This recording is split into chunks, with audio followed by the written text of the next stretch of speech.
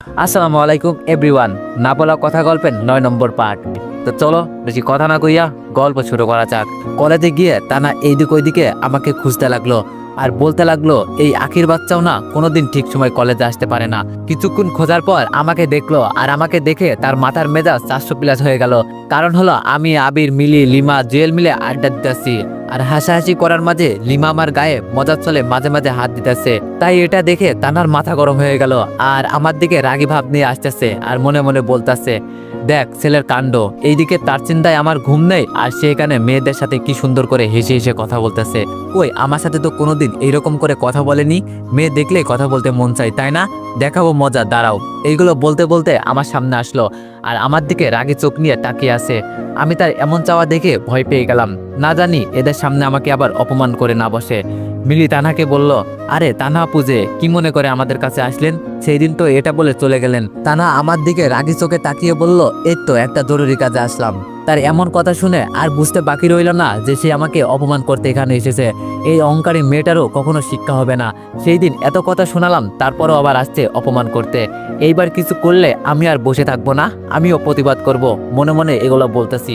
তখন মিলি আবার বলল, তা কি কাজটা কি, ওই দিকে নাকি সেই দিকে তাকিয়ে বলতেছেন? এইবার তান্না লজ্জা পেল কিন্তু বুঝতে দিল না। তানা বলল, এটা বলে তানা আমার দিকে এসে বলল, তোমার সাথে আমার কিছু কথা আছে। আমি বললাম, কি কথা? নাকি এখানে আবার অপমান করবেন? আপনারা আবার কিছু না জেনে না শুনে মানুষকে অপমান করতে ভালোই পারেন। আমার কথাগুলো শুনে ওরা চারজন অবাক আর তানহা মাথা নিচু করে আছে, চোখে হালকা পানি। তখন আবির বলল, কি রে অনেক, কি বলছিস এইগুলো আপুকে? কিছুই তো বুঝতে পারছি না। আমি বললাম, আরে আমি যা বলছি সব সত্যি বলছি। এদের মতো মেয়েরা না পারে মানুষকে ভালোবাসতে, না পারে বিশ্বাস করতে, না পারে ভালোবাসাকে সম্মান করতে। এরা শুধু পারে মানুষকে অপমান করতে। তখন তানহা মাথা তুলে বলল, অনিক আমার কথাটা একবার শোনো, আমি তোমাকে এখানে অপমান করতে আসিনি। আমি বললাম, ও তাহলে কি করতে এসেছেন? থাপ্পড় দিতে? তা যদি মনে করেন তাহলে ভুল, আমারও কিন্তু হাত আছে, আমিও দিতে পারি। তানা বলল, আরে আমার কথাটা একবার শোনো, আমি তোমাকে কিছু বলতে চাই। আমি বললাম, ও যা বলার তাড়াতাড়ি বলেন, আমার ক্লাস শুরু হবে। তানা বলল, আসলে সরি। আমি বললাম, কিসের সরি? তানা বলল, আসলে এতদিন যা করেছি তার জন্য আমি সরি। আমি বললাম, ও তা সরি বলা শেষ? তানা বলল, আমি বললাম, তাহলে আমি এখন আসি। এই বলে সেখান থেকে আসতে যাব, তখন তানহা বলল, অনিক আমার জবাবটা? আমি আবার পিছন ফিরে বললাম, কিসের জবাব? তানা বলল, সরির জবাবটা। আমাকে ক্ষমা করেছো? আমি বললাম, আপনি সরি বলছেন তাই তো, আর জবাব চান তাই? তানা বললাম, আমি বললাম, ইটস ওকে। তানা বলল, তার মানে আমাকে ক্ষমা করেছো? আমি বললাম, এটা বলতে দেরি তানা খুশি হয়ে আমাকে জড়িয়ে ধরে বলতে লাগলো, আমি ভাবতেও পারিনি তুমি আমাকে এত তাড়াতাড়ি ক্ষমা করে দিয়ে কাছে টেনে নিবা। আমি ভাবতেও পারিনি তুমি আমাকে এখনো ভালোবাসো। অনেক দিন পর তোমার বুকে মাথা রাখতে পারবো। এগুলো দেখে ওরা চারজন অবাক, সাথে আমিও। এই মেয়ে এগুলো কি বলে? আমি তাড়াতাড়ি তাকে এক ঝটকায় দূরে সরিয়ে দিলাম আর দিলাম থাপ্পড়। এই আপনার সাহস কেমনে হয় আমাকে জড়িয়ে ধরেন? তানা বলল, তুমি আমাকে থাপ্পড় মারতে পারলে? আমি তোমাকে ভালোবাসি তাই জড়িয়ে ধরছি। আমি বললাম, মারলাম থাপ্পড়, জানা নেই বলা নেই, হুট করে জড়িয়ে ধরেন। আরে আপনি এগুলো কি বলছেন? তানা বলল, আরে তুমি এইরকম করতেছো কেন? আর আমাকে তুমি আপনি করে বলতেছো কেন? আমি বললাম, আরে আদব, আপনাকে আমি আপনি বলবো না তো কি বলবো? আর এইসব ভালোবাসার মানে কি? আপনি কে? তানা বলল, কি তুমি আমাকে চিনতে পারতেছো না? আমি তোমার ভালোবাসার তানহা। আমি বললাম, কি? কে তানহা? আমি কোনো তানহাকে চিনি না। আর ভালোবাসা? আমি তো কাউকে বাসি না। যান এখান থেকে যান। তানহা ছলছল চোখে আমার দিকে তাকিয়ে বলল, তুমি এটা বলতে পারলাম? আমি বললাম, তো কি হয়েছে? তানা বলল, তাহলে আমাকে ক্ষমা করলে যে? আমি বললাম, করছি, ওই যে ওই দিন কলেজ গেটের ঘটনার জন্য। তানা বলল, তার মানে তুমি আগের অপরাধগুলো ক্ষমা করনি? আমি বললাম, কিসের আগের অপরাধ? আপনি কি কোনো অপরাধ করছেন নাকি? অপরাধ করছি আমি না আপনাকে ধোকা দিছি, আপনার সাথে না বেইমানি করেছি, মেয়েদের জীবন নিয়ে খেলা করছি? তানা কান্না করতে করতে বলল, প্লিজ এরকম করো না, আমি তোমাকে এতদিন ভুল বুঝেছি, এখন আমি তোমার সবকিছুই জানি, প্লিজ ক্ষমা করো। তাই তো সরি বললাম। প্লিজ অনিক, আমি তোমাকে অনেক ভালোবাসি, বাঁচবো না তোমাকে ছাড়া। এইবার তানার কথা শুনে ওরা তিনজন আরো অবাক, কিন্তু আবির কিছুটা বুঝতে পারছে এখানে কি হচ্ছে। তখন আমি বললাম, আপনি মরেন বাঁচেন তাতে আমার কি? আর কি ভালোবাসা, তাও আপনার মুখে? হা, আপনার মুখে ভালোবাসার কথা মানায় না, আপনার মুখে শুধু অপমান মানায়, তাছাড়া আর কিছুই মানায় না। তানা মাথা নিচু করে আমার সব কথা শুনতেছে, তাছাড়া কি করবে? আমি তো সব সত্যিই বলতেছি। তানা কান্না করতে করতে মাথা তুলে বলল, প্লিজ অনিক, আমাকে ক্ষমা করে দাও, সরি। আমি একটু হেসে বললাম, সরি, ক্ষমা? তাও আবার আপনাকে? হাসালে আমাকে। এই মেয়ে যে কি বলে, ক্ষমা করব? এটা একটা হাসির কথা ছাড়া আর কিছুই না। আমি বললাম, আরে বললেই হলো নাকি? সরি চাইলেই করে দিতে হবে নাকি? সরি তাই না? এই শব্দটা মাত্র 5 অক্ষরের, আর এটা বলতে লাগে মাত্র 1 সেকেন্ড। তার মানে আমার অপমানের মূল্য, আমার এই 4 বছরের মূল্য, আমি যে আপনার মতো মেয়ের পিছনে কুকুরের মতো পড়েছিলাম, তার মূল্য এই 1 সেকেন্ডের শব্দের জন্য শেষ হয়ে গেল। আমার জীবনের কোনো মূল্য নেই, তাও এই 1 সেকেন্ডের শব্দের কাছে। তানা বলল, মূল্য নাই কে বলেছে? আছে মূল্য, আমার কাছে আছে। আমি একটু হেসে বললাম, যদি মূল্য থাকতো তাহলে খোঁজ নিতেন আমি কি আদৌ এই কাজ করেছি নাকি। তানা বলল, তুমি বিশ্বাস করে একবার আমাকে ক্ষমা করে দাও, আমি তোমার জীবন আগের মতো করে দিব, এই বিশ্বাস রাখো। আমি বললাম, বিশ্বাস? আর আপনাকে হাসালেন, আর কি বলছেন জীবন আগের মতো করে দিতে পারবেন? হাহা, সেই দিনগুলো আবার ফিরিয়ে দিতে পারবেন? টানা মাথা নিচু করে আছে। আমি বললাম, কি হলো, পারবেন? জানি পারবেন না, তাই সামনে থেকে আর ক্ষমা চাইতে আসবেন না। যত সব আজাইরা পাবলিক কোথা থেকে আসে কে জানে। এটা বলে সেখান থেকে চলে আসলাম আমার ক্লাসে। এইদিকে তানহা আমার যাওয়ার দিকে তাকিয়ে থেকে অনেকবার ডাকলো, ডাকতে ডাকতে কান্না করে মাটিতে বসে পড়লো। তার এই ডাক যেন আমার কান পর্যন্ত আসতেছে না। আসবে কেমনে? আমিও একদিন এইভাবে ডেকেছি, কিন্তু সেও শুনেনি আমার কথা। আমার আশা দেখে ওরা 4 জনও আমার পিছনে পিছনে দৌড়ে আসতেছে আর আমাকে ডাকতেছে, কিন্তু আমি কারো কথা না শুনে আমার মতো করে চলে আসলাম ক্লাসে। এসে পিছনের একটা টেবিলে বসে পড়লাম। তো এভরিওয়ান, তোমাদের এক একটা কমেন্ট আমার ভিডিও বানাতে আরো অনুপ্রাণিত করে, তো তোমরা বেশি বেশি কমেন্ট করবা। এইদিকে তানা কান্না করতে করতে মাটিতে বসে পড়লো আর বলতে লাগলো, প্লিজ আমাকে একটা বার সুযোগ দাও, অনেক, একটা বার, আমি কথা দিচ্ছি আর এমন করব না। এগুলো বলতেছে, তখন পেছন থেকে তার কাঁধে কেউ হাত দিল, তাই সে পিছনে তাকিয়ে দেখলো আখি। আখি বলল, কিরে এইভাবে কান্না করতেছিস কেন? মাটিতে বসে সবাই দেখছে তো। তাই তান্না কান্না চোখে তাকিয়ে চারিদিকে তাকিয়ে দেখলো, সত্যিই তো সবাই দেখতেছে। পরক্ষণেই আবার কান্না করতে লাগলো। আখি বলল, কিরে কি হয়েছে, আমাকে বলবি তো? আর এইখান থেকে ওঠ, বলতেছি ওঠ। এই বলে আখি তানাকে টেনে তুলে একটা গাছের নিচে বসালো আর বলল, এইবার বল কি হয়েছে, আমাকে সব বল। আর তুই এইরকম পাগলের মতো মাটিতে বসে কান্না কেন করতেছিস? তান্না কান্না করতে করতে সব বলে দিল। এইবার আখিকে জড়িয়ে ধরে কান্না করে দিল। জানিস সে না আমাকে ভালোবাসে না, জানিস আমাকে ঘৃণা করে প্রচুর। আখি, ও আখি, আমি না তাকে না পেলে মরে যাব। জানিস তাকে যখন অবহেলা করতাম, যখন সে আমার পিছনে ঘুরতো, তখন তাকে অপমান করে তাড়িয়ে দিতাম, তবে তারপরে আমিও কান্না করতাম। ভালোবাসি রে, অনেক ভালোবাসি। আখি সান্ত্বনা দিয়ে বলল, তা যদি এতই ভালোবাসতি তখন খোঁজ নিলি না কেন? আর এখন দেখ তার পরিণতি। তানা বলল, কি করব বল, তাকে যে অনেক ভালোবাসতাম। ওইগুলো দেখে মাথায় রাগ উঠে গেল। আখি বলল, দেখলি, রাগের মাথায় তুই নিজের জীবন নিজে এরকম করলি। এজন্যই বড় বড় মহান ব্যক্তিরা বলে, রাগকে নিয়ন্ত্রণ করতে শিখুন, কেননা রাগ হলো আগুনের মতো আর সিদ্ধান্ত হলো কাঠের মতো। রাগের মাথায় ভুল সিদ্ধান্ত নিলে অনেক ক্ষতি। কাঠকে যেমন আগুন পুড়িয়ে ছারকার করে দেয়, তেমন ভাবেই রাগের মাথায় ভুল সিদ্ধান্ত জীবনকে ছারকার করে দেয়।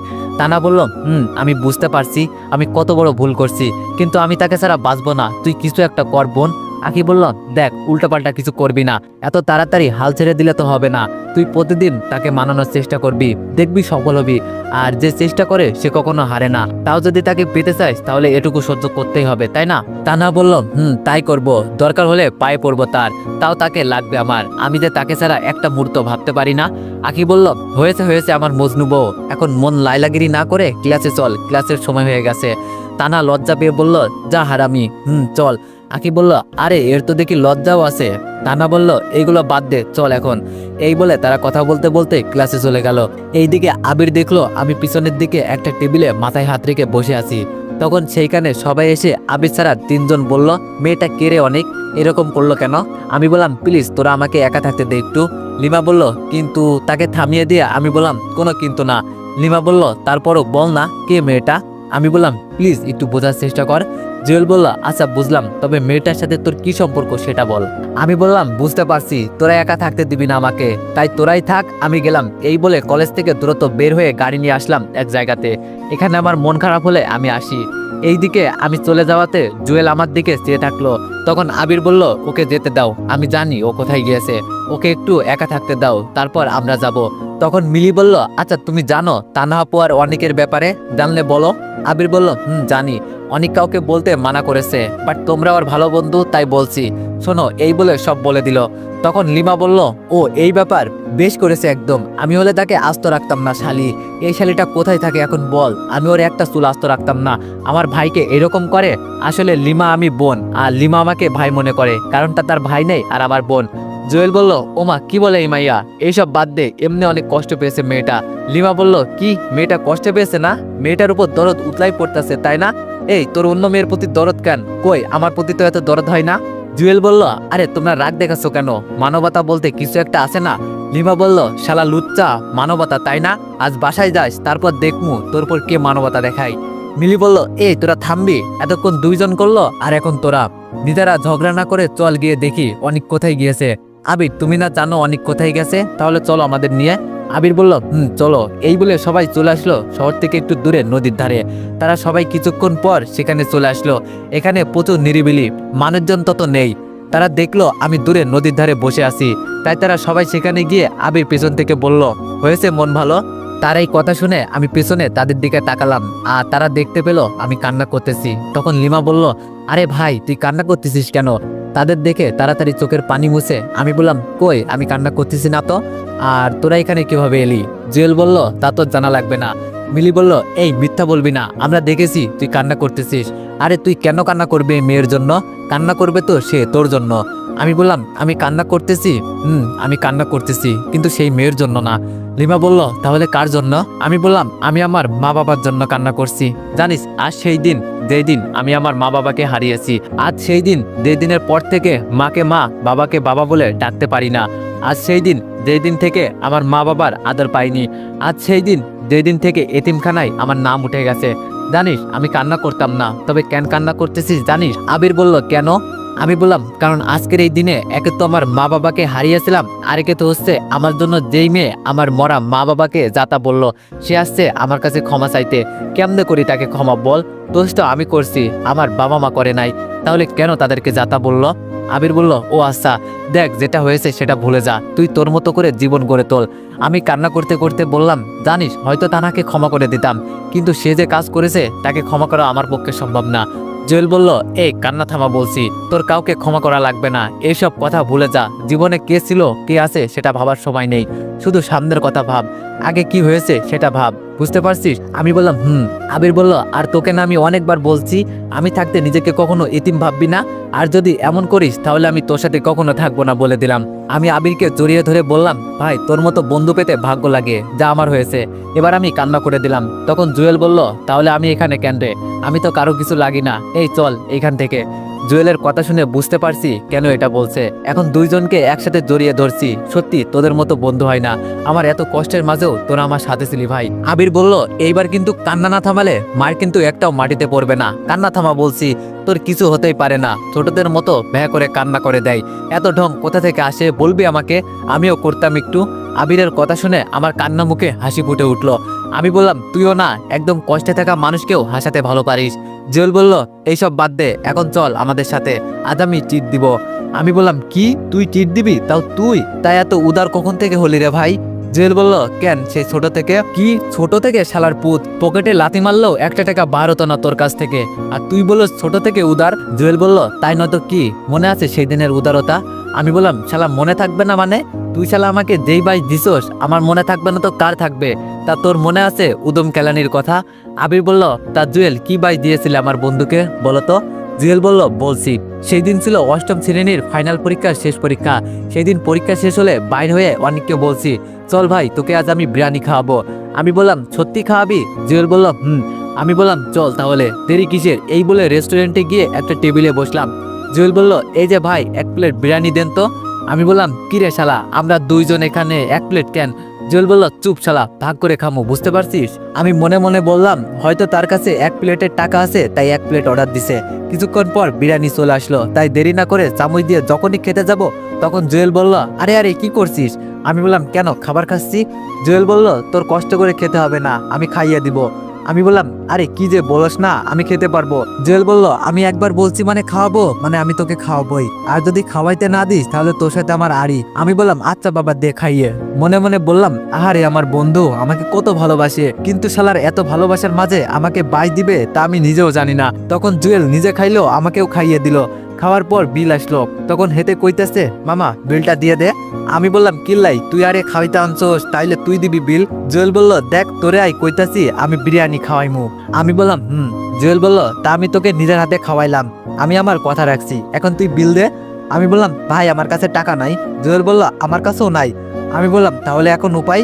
জুয়েল বলল একটা উপায়, আজকের দিনের জন্য তাদের থালা বাসন মাজি দে।